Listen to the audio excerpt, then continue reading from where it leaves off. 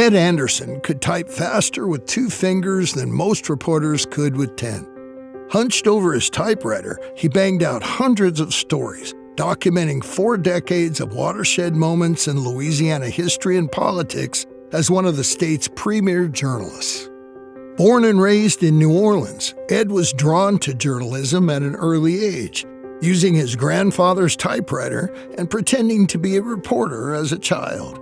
In high school, he was on the sports staff of the De La Salle Cavalier, the school newspaper, and during his senior year served as editor-in-chief of the Maroon Legend, the school's yearbook. Ed majored in journalism at Loyola University in New Orleans, where he also worked for the Loyola Maroon, the university's newspaper, and was named editor of the paper his senior year. Following graduation, Ed joined the staff of the Times-Picayune in 1969 as a general assignment reporter, beginning a 4-decade career at the paper. After a brief stint as the paper's assistant night city editor, then night city editor, Ed returned to reporting, covering everything from local politics to state and federal courts to the police beat to real estate.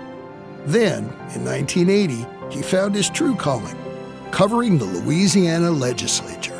Ed would go on to establish himself as a fixture in state politics, covering 6 governors and 30 years' worth of legislative sessions.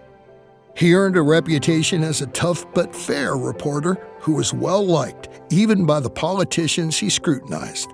A reporter's reporter, he was dogged, unflappable, and tireless. His principled coverage of the Louisiana legislature won him the respect of colleagues and the people he covered alike.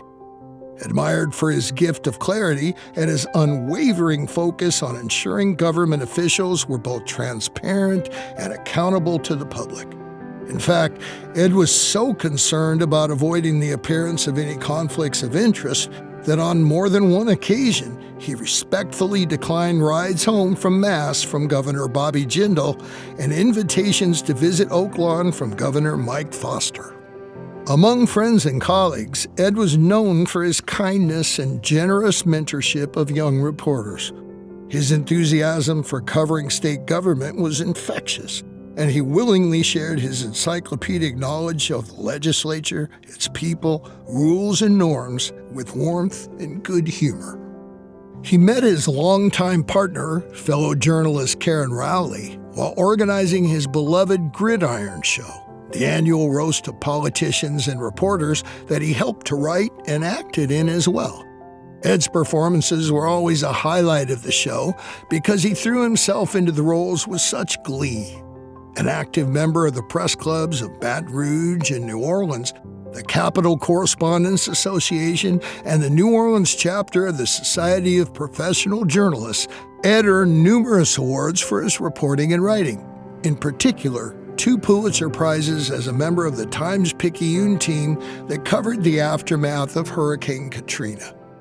A die-hard Saints fan, Ed attended the team's first game in 1967, as well as its 2006 triumphant return to the Superdome after Katrina, and he was ecstatic when the Saints won the Super Bowl in 2010. His death in 2015 at age 67 drew condolences from legislators and governors who saw in his passing the loss of another member of a dying breed. Not just a journalist, but a newspaperman. In recognition of the unmatched body of work and the thorough record of nearly 2 generations of legislative politicking he left behind, the state Senate paid tribute to Ed Anderson as a journalist's journalist and a dear friend who will be sorely missed.